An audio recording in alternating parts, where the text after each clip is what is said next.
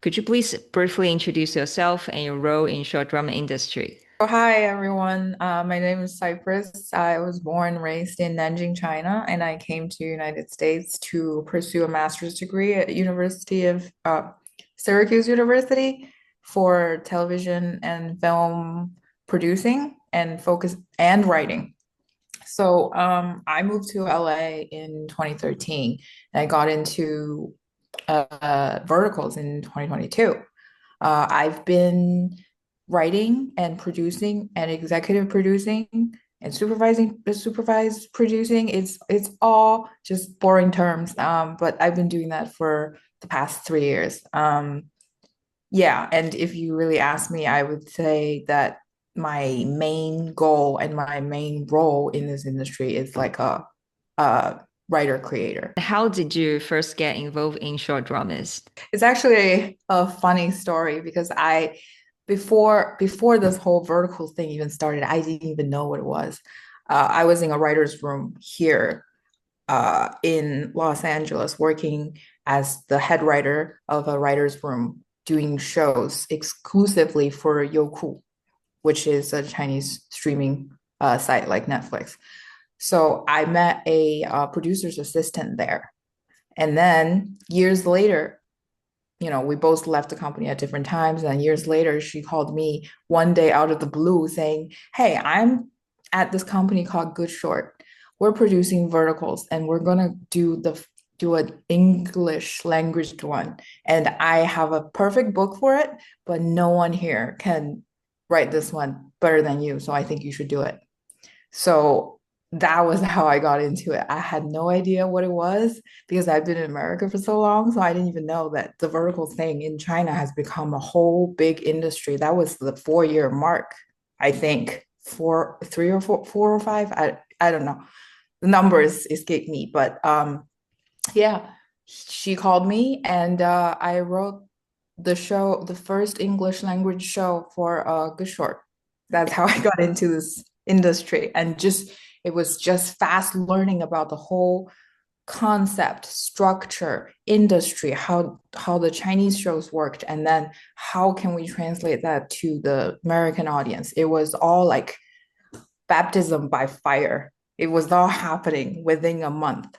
It was April 2022, and then it just never stopped. I think the first one did pretty well. That's why it just kept going. And Yeah. that's when I think it was like April I did that show and it was out in June, and then by July I told Jingming, you know what? We should be doing this. So we started StoryPod, our own company. What kind of differences for verticals different from traditional films and TV? Well, first of all, the format is very different. And I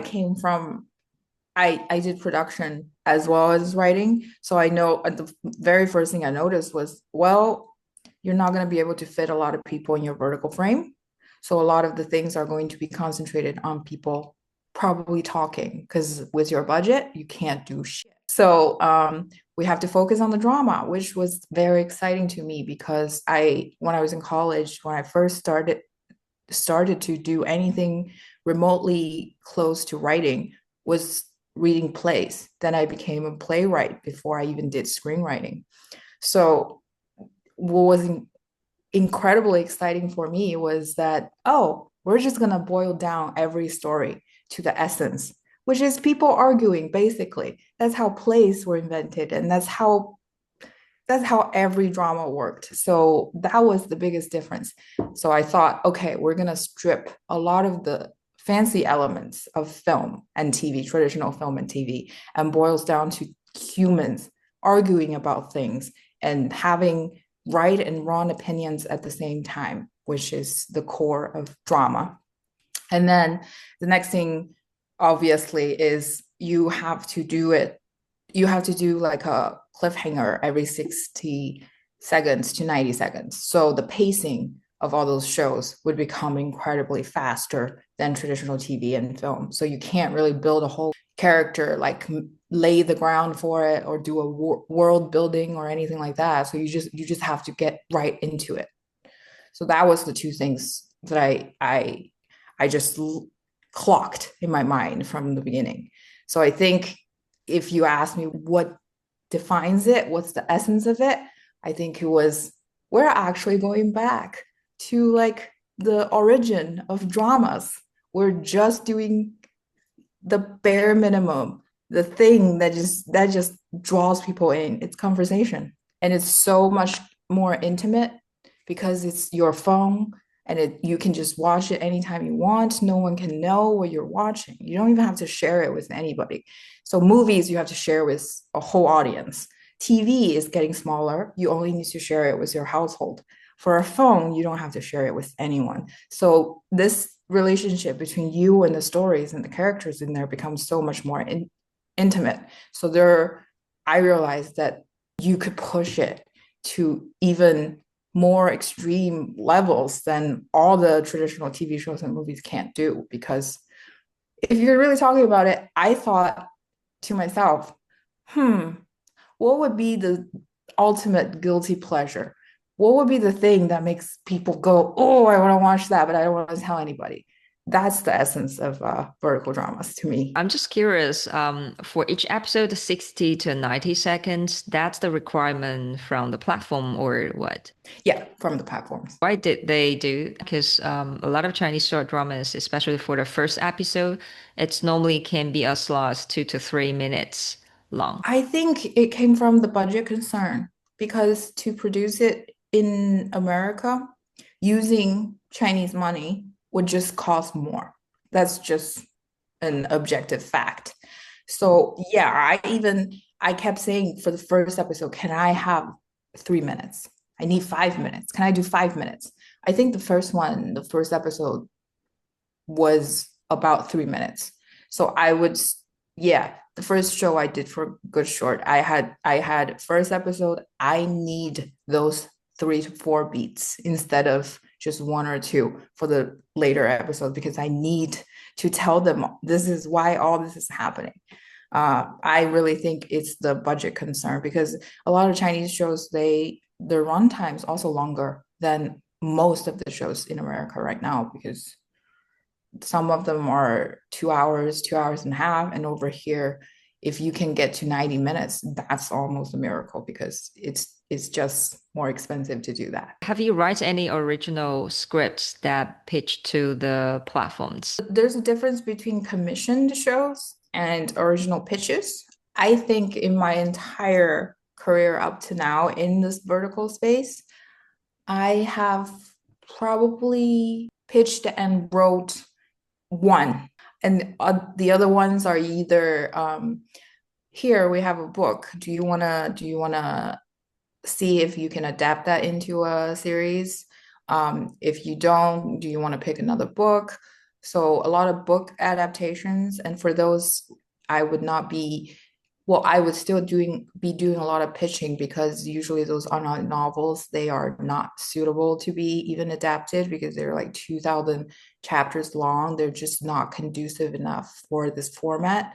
So I have to basically only keep the premise and the character names and the title and then just redo the whole thing. But that I would not call original and original pitches. So yeah, our studio have probably done more than 30 by this point, all in different fashion or form, original or adaptation or a mix of both. Sometimes it could even be one to one. We just have the rights to this Chinese hit show, and we're gonna need you to turn this into a viable American series for North American audience, mostly. Are those Chinese web novels or English web novels? I've encountered both because I think Good Short, Drama Box, Dreamy Short, a lot of those apps they came from online novels, and they've done some overseas. Yeah, they even made their buck doing overseas novels, so they do have a lot of English language novels. So we've been getting both, and now, especially since last year, there's more companies that are not Chinese companies getting into this field. So we're working with companies from like Germany, from India. So those would all be in English. How do you do the book adaptation? What's the process? How do you keep the character? Because of the time crunch, and also I think it's another budget concerns. Those things had to be turned out so quickly. So I sometimes I feel even like a little ashamed. I was like, well, I'm never gonna read this whole novel. It's just not possible within the time frame. So let's be all be realistic. I'm gonna read the first 10 chapters because those are the first good ones. And then usually the novelist would just go off of cliff just because their way of making money is to expand and expand and expand so that it could go on forever and keep charging people. And that's not how these things can work. So I would read the first 10 chapters at least very carefully. Then I will start to skim through chapter 20, usually towards chapter 50. And then by that point, I should be able to already get the whole, main characters, main storylines, main emotional arcs by that point. If I didn't, then that means this novel completely failed. So then I have to create that. The good thing is more than half of them actually are able to finish that. So then I would just go to the ending and see how you end it. And then I'll just try to thread everything together, make it so much faster, and just do that in 60 to 90 minutes. If you need to give suggestion to platforms for book adaptation or web novel adaptation, what's your suggestion to them?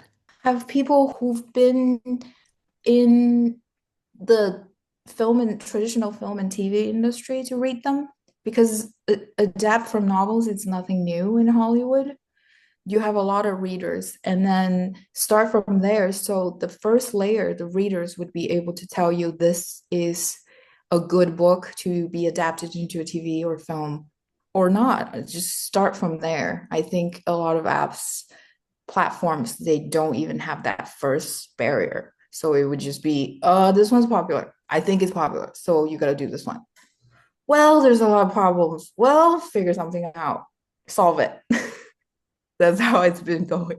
Is there any story it's not suitable for short drama adaptation? A lot of them are, like I said, online novels. They follow a very different way of surviving. So and novels and TV and movie, because it's still a very visual media. So there's a lot of barriers to overcome. You have to evaluate the story as a whole to see even if it's worth to do it or not. So yeah, it's really hard to succinctly summarize like what would be a good book and how many are bad or not suitable because it's Hollywood is still doing that. You try to adapt some really really brilliant book series and then you fail and then they stuck in development hell for forever. I have one that's going. It's adapted from a very very famous book franchise and we all thought, oh, it would be great to adapt this for a movie. And then you realize, wait, this world is so big. We're going to have to cut out way too much. Then can we do a TV show? So it's all about just be able to really judge the bones from this medium, online novels, and then assess would it be able to fit into this other medium, which is verticals. How do you usually design the character? Because I'm from a we call traditional or horizontal now, horizontal background. So I would start from what I know. What I know is the principle of drama and what conflicts make people tick and what makes a story compelling. That's how I start to even think about my characters. Then, because this is something that's evolved from the Chinese drama, so I also learned that it needs to be because, the Chinese audience for this medium, they're usually from smaller cities. The income level is a little lower. So their comprehension, their acceptance of certain characters and stories has to be almost like simplified. I don't want to say that, but it's just a fact. So I also came to realize, for those verticals, that the companies really want to replicate what happened in China. So we're catering to this demographics because, as a screenwriter, you have to always know who you're writing for. So then I would back away from my like prestigious master's degree screenwriting courses and try to figure out, oh, this is actually going back to the 70s in America. We are doing daytime soap operas. I think I even took an interview with The Economist when this whole thing first started. They were like, "What do you think those verticals really are?" I said, "I think they're soaps on steroids." So I went from I want to figure out, I want to do something that's really just going to make people feel.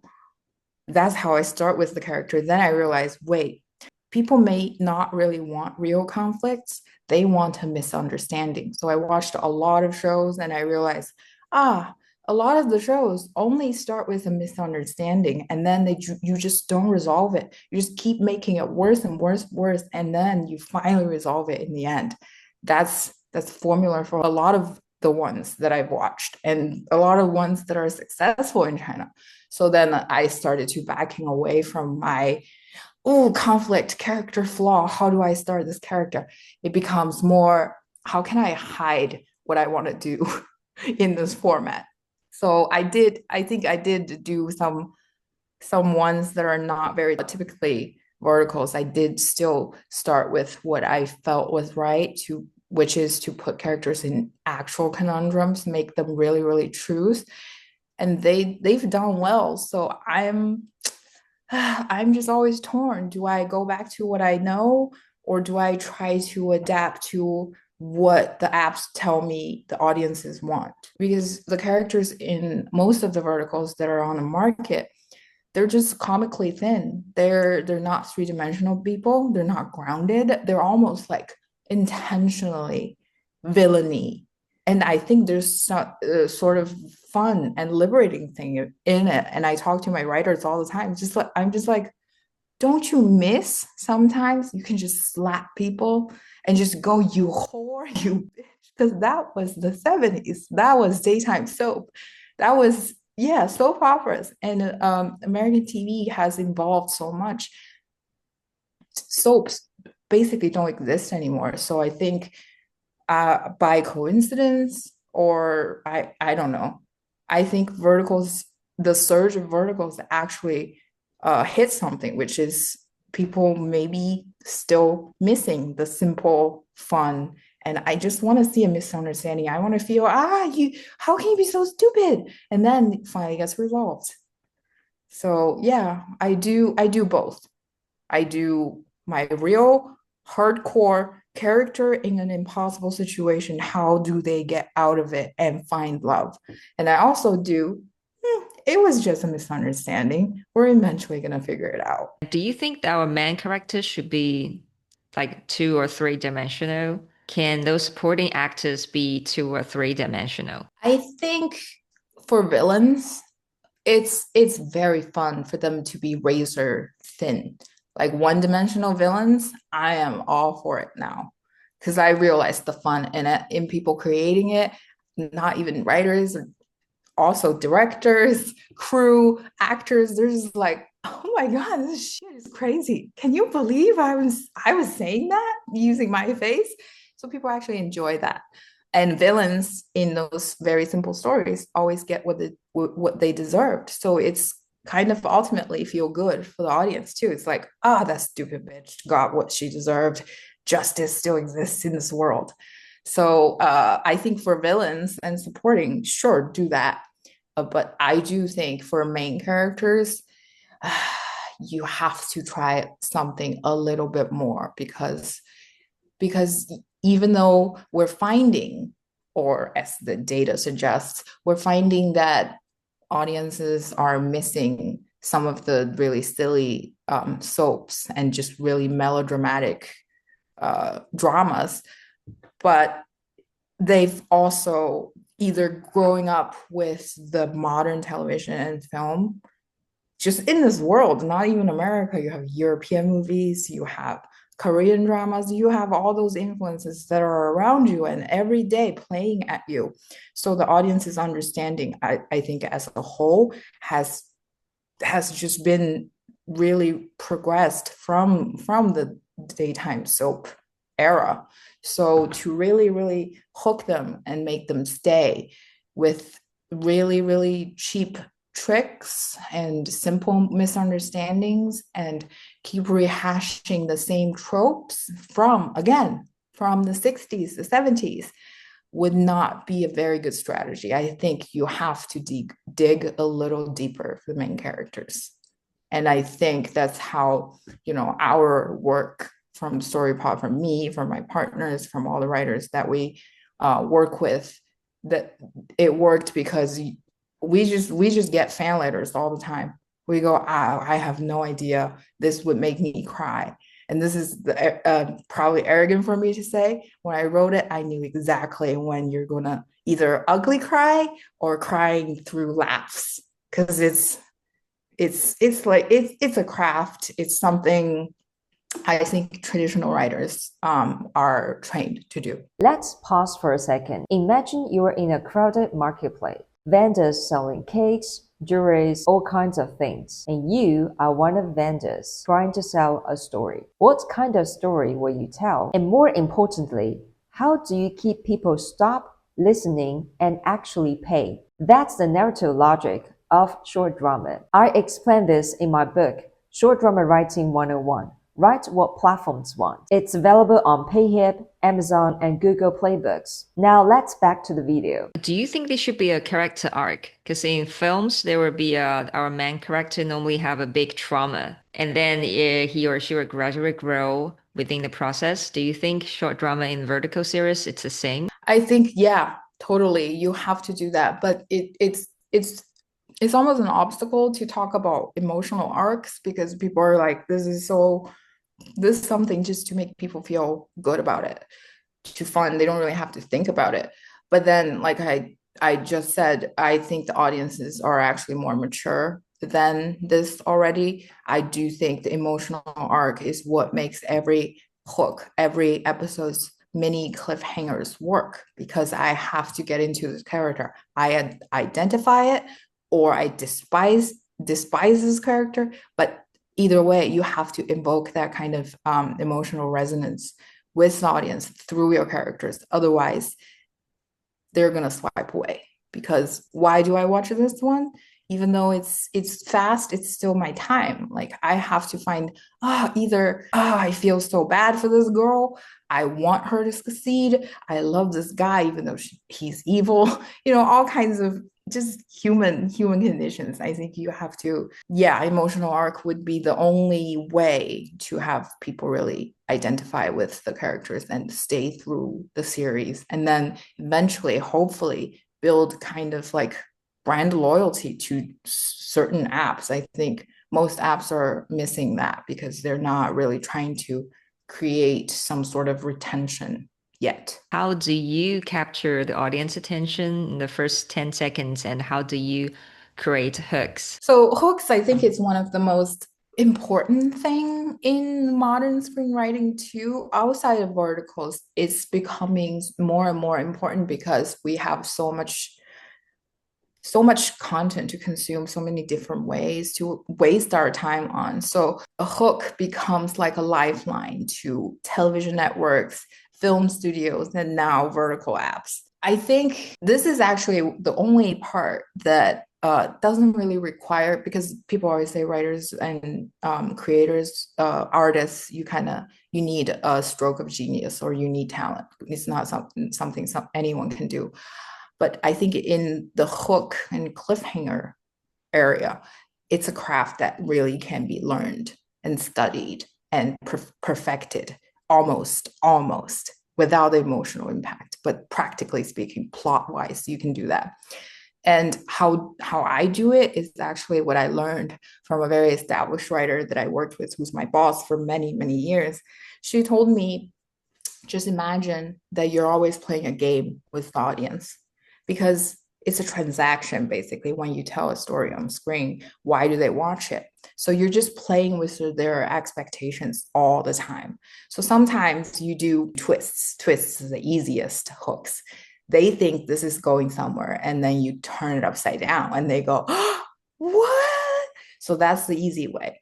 But then if you go a little deeper in that, you can't always just do twist, twist, twist, twist. Just stories don't work that way. Characters don't work that way. You actually lose people when you just keep twisting for twisting's sake. So then you have to really analyze if I was watching this for the first time, because everyone's a little bit judgmental. When they're watching a show, they're judging the characters, they're judging what they're doing because it's human. It's human to do that. So you have to basically everything you make the characters do, you have to also think the intention behind it. What do you want the audience to feel about them at this moment? So sometimes when you go deeper, because the audience would go, oh, either I know this is where this is going, but the creators can't be that stupid, right? So then I do exactly where they think it should go. And then so they would get the same gasp, but not from the twist, but go, no way, I don't believe they did that. And then you start turning again. I think it was like a little dance. You just have to find the balance between do I go with what you think it is? Do I not go with it? And you just have to find that balance and that pace and always make them just guess what's my next move. It's like playing chess. What do you think is going to happen now? I want you to know a little bit what's happening because then you get a satisfaction going, I was right. But then you also go, oh, I didn't think of that.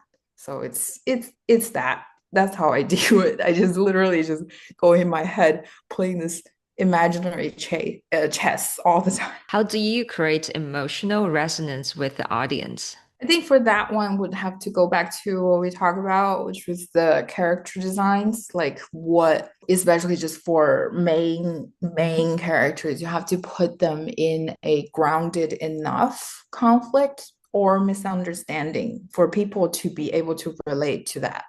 Because all you want to do is then this could also be a sort of a game. You're playing with people's emotions. I want you to be happy about him now. I want you to be sad about what he did in this moment. And then I could give you another candy and you're finally happy they're together. So emotional resonance, I don't know how to summarize it, but so for one of the very early ones that I did that was a massive success was for Dream Me Short. I did a mafia story and I have not been able to do the same emotional arc for my character in that one yet, but I think that one why that one worked was I literally made the lead character purposefully fuck a prostitute in front of the female lead just to make her go away. And why would he do that? If it's another vertical, it would be, well, he's a shitty person. She's going to come back and make him regret his fucking decisions. But no, it's because he was never able to be loved or feel love. So when he felt I'm losing control of myself and I'm falling for you, I have to do something to stop that from happening. So I would hurt you on purpose.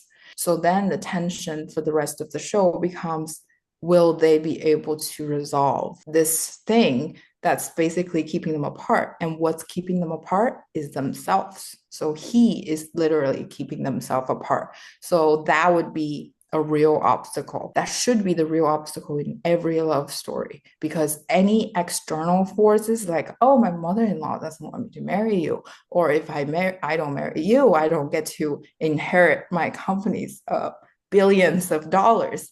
Those are external things. Those are very easy to overcome. So I think emotional resonance for me is to really make the problems the characters themselves, so that they have to face who they are. And it might lose some audience who didn't really want to feel that way or that real.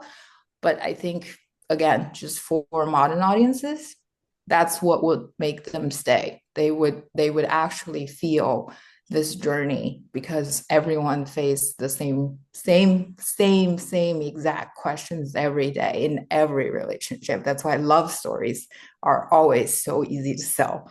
Every drama, if you really boiled it down to, there's always some sort of love and relationship struggles that made the people do things that they do. How do you design the whole structure of your story? For example, there is a 65 episodes. How do you design the structure? I actually find that very easy because I think I've always I've worked with people, I've worked with writers and producers and directors who had been nominated for Emmys, won Oscars. From all I can tell, because you can only tell your ability by what other people say about you, because you're a creator and people would judge the final product, what you put out. So from what I can gather over the years and what people say about me is that I was always a very structural person. So in screenwriting, you have so many different elements about it, but structure was always something that I just have to do first. No one asked me. Sometimes apps don't even ask me to do an outline. I would always do it because I need it. This is how stories are born. So how do I design a structure? For me, I basically just translated the three-act structure from a movie to vertical series. Act one, you gotta set up the stage and put characters in, have an inciting incident, and by end of act one they have to launch on a new journey or start to solve the problem you gave them. So that would be the first paywall usually. So that would be the first 7 to 10 episodes. And then after that, act two is you have to complicate this journey.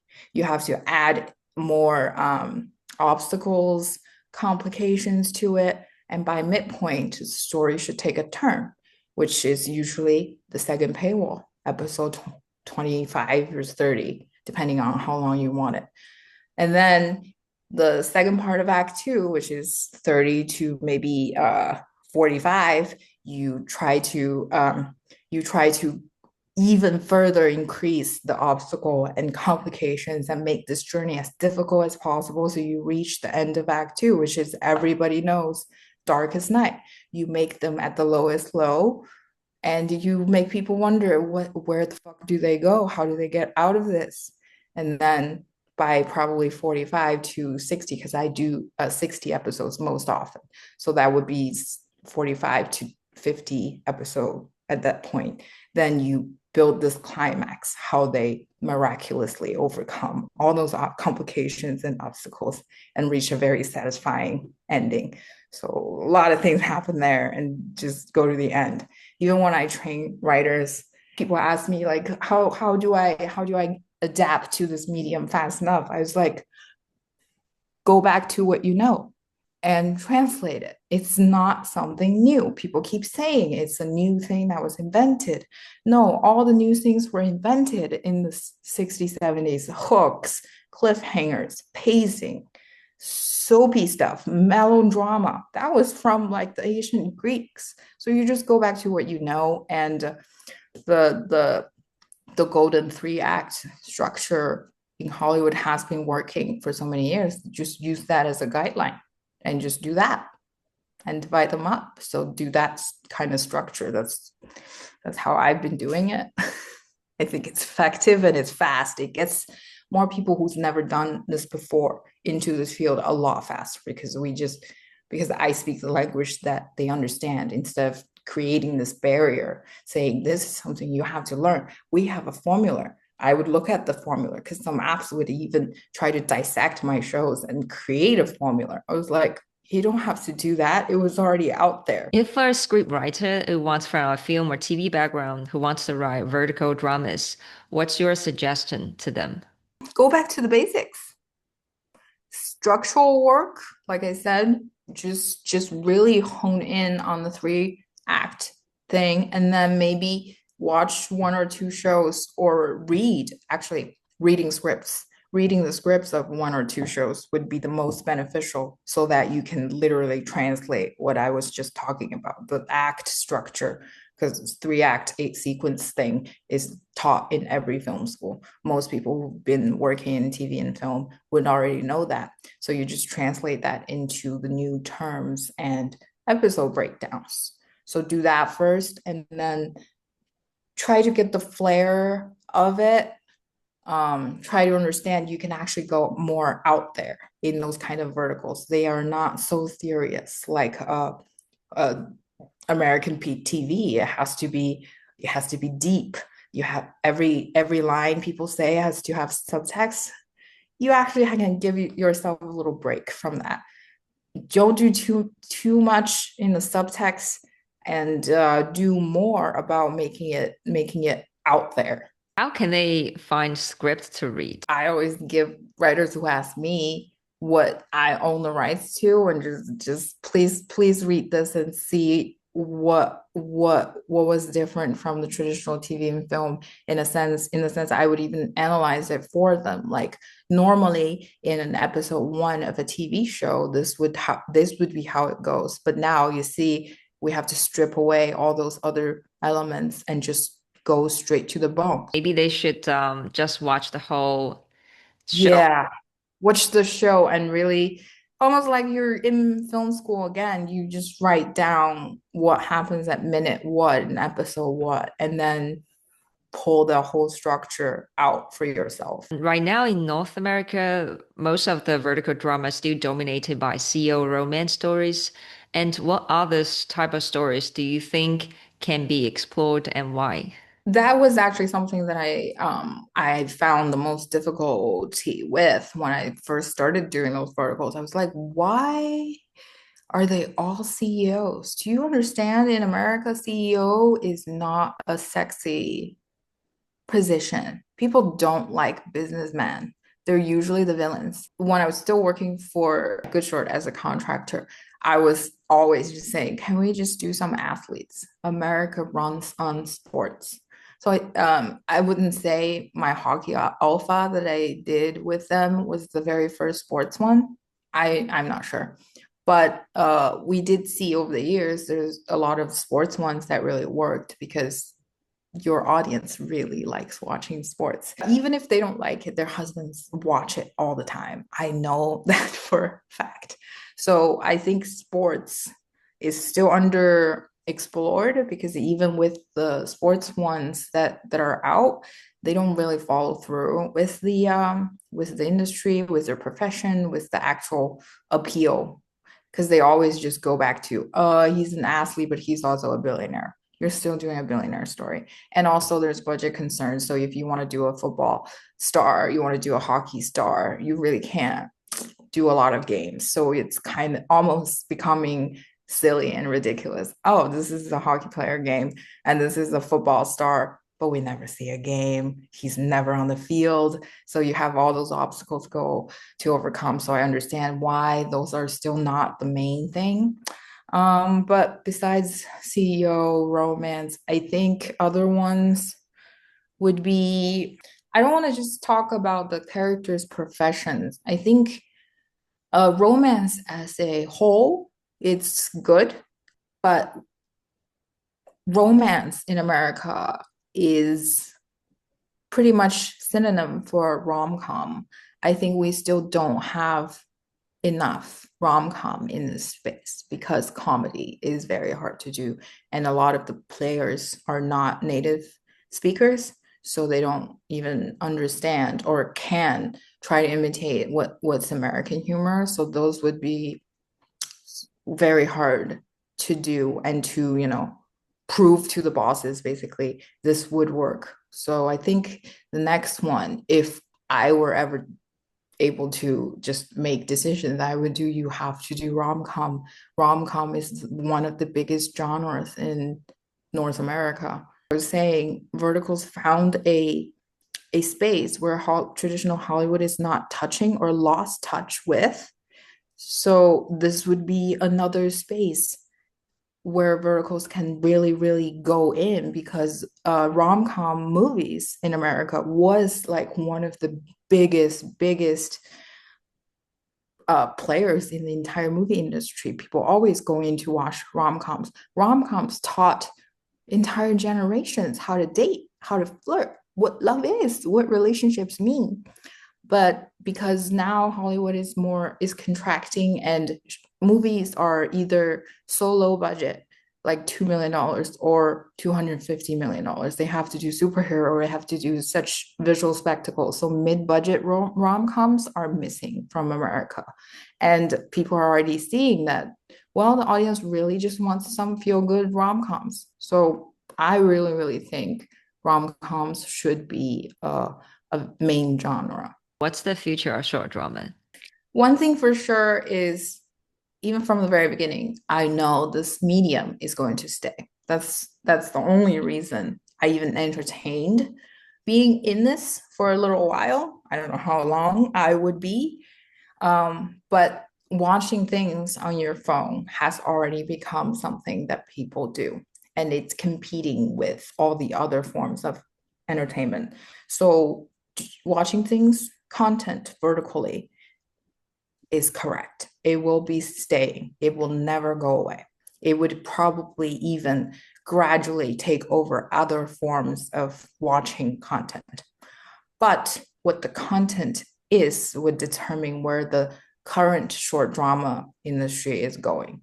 I think right now, like we were talking about, CEO romance stories are still the most predominant genres on the market, and they are managed to find some people to watch it.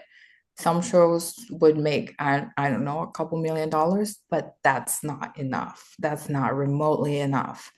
And people are always talking about Hollywood is eyeing this industry. Hollywood is coming in. Hollywood is not coming in. Hollywood is interested now. So I think the future would be, it might be able to stay those kind of short dramas, but to have the same content that we have right now, then this industry cannot expand. I think the only way for it to expand is for the stories to start changing. And for the stories to start changing is not to make it more highbrow, make it more serious. That's not the point. To expand means you have to give it a little bit more soul. Right now, it is every story, every other story is the same. I have fans asking me, where do I watch this? I thought it was on Drama Box, but it's on Drama Wave. What is the difference? I can't tell you because no one can. And you use the same actors, you do the same stories, some lines are identical. That's just not sustainable, in my opinion. To have Hollywood really, really come into this industry, it would still probably take more time, more than 2 years at least, to even start considering, the real players would come in. And then maybe it would be changed, or maybe it will be killed entirely. I don't think the verticals will be killed. Yeah, the vertical format, I don't think it will ever be killed. I just don't know how long it can run on the same type of tropes and stories, because that's how soaps were killed. It's not hindsight 2020. It's something that happened. American television went from soaps on every channel every hour to now we only have three soaps, and with barely any rating. Why do you think soaps are killed? I think partially by the audience, partially by the studios, just the creators involving a lot. So I think Hollywood ultimately has the artist mentality a little bit. So you want to be the trendsetter, you want to be better, because the people who are working in it are always thinking that way. So then you keep advancing the tropes. You don't want to do tropes. We always want to do something fresh, original. How do you do fresh, original? You can't be doing the same thing the soaps have been doing for decades. Then you stay away from that, then you start losing a little bit of the audience. They even tried some fresh and original things in the soap operas, and they started losing viewers because they wanted the same thing. It's both sides helped making soaps going obsolete. That's my opinion.